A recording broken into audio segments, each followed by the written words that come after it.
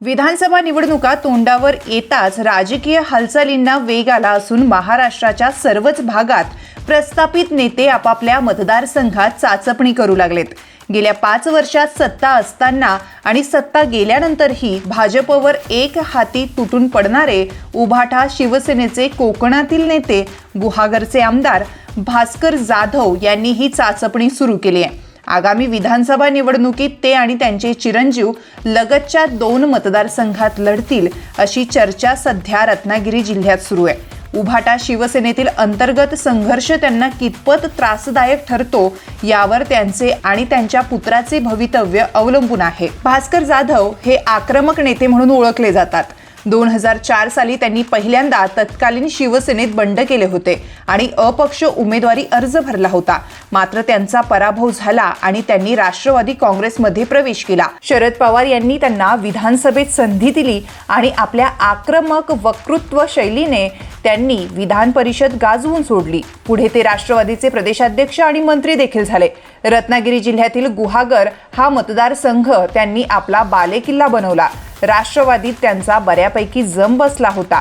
2019 साली त्यांनी शिवसेनेत प्रवेश केला आणि गुहागर मतदारसंघातून ते आमदार म्हणून निवडून आले।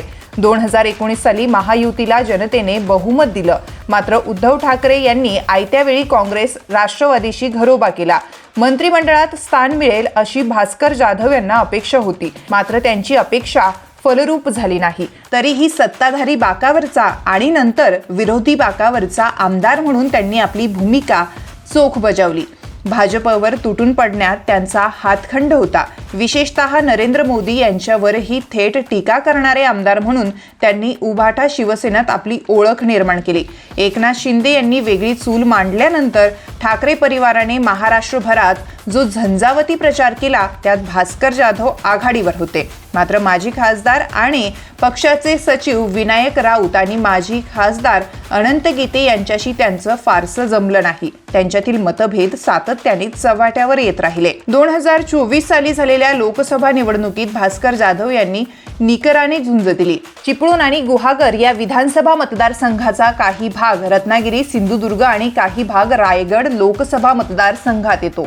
या दोन्ही मतदारसंघात उभाटा उमेदवार विनायक राऊत आणि अनंत गीते यांना चांगलीच आघाडी मिळाली। प्रतिस्पर्धी उमेदवार भाजपचे नारायण राणे आणि सिंधुदुर्ग जिल्ह्यात जी आघाडी मिळाली त्यावर त्यांचा विजय झाला। मात्र रत्नागिरी जिल्ह्यात भास्कर जाधव यांनी मिळून दिलेले आघाडी विनायक राऊत आणि अनंत गीते यांच्यासाठी महत्त्वाची ठरली। भास्कर जाधव हे आपले जिल्हा परिषद माजी अध्यक्ष पुत्र विक्रांत जाधव यांच्या उमेदवारीसाठी आग्रही आहेत। भास्कर जाधव हे चिपळूण येथे वास्तव्यास असून आगामी निवडणुकीत ते गुहागर किंवा चिपळूण यापैकी एका मतदारसंघात स्वतः लढतील आणि दुसरा मतदारसंघ मुलासाठी मागून घेतील अशी चर्चा सध्या रत्नागिरीच्या राजकारणात सुरू आहे। राष्ट्रवादी अजित पवार गटाचे शेखर निकम सध्या चिपळूणचे आमदार असून लोकसभा निवडणुकीत या मतदारसंघात भाजपा आघाडीचे नारायण राणे पिछाडीवर होते। हे भास्कर जाधव यांच्यासाठी जमेची बाजू आहे। मात्र पक्षांतर्गत संघर्षात विनायक राऊत आणि अनंत गीते यांनी आपले दान जाधव यांच्या पारड्यात टाकल्यास या गुहागर आणि चिपळूण या दोन्ही जागी जाधव कुटुंबातील उमेदवार उभा असू शकतो।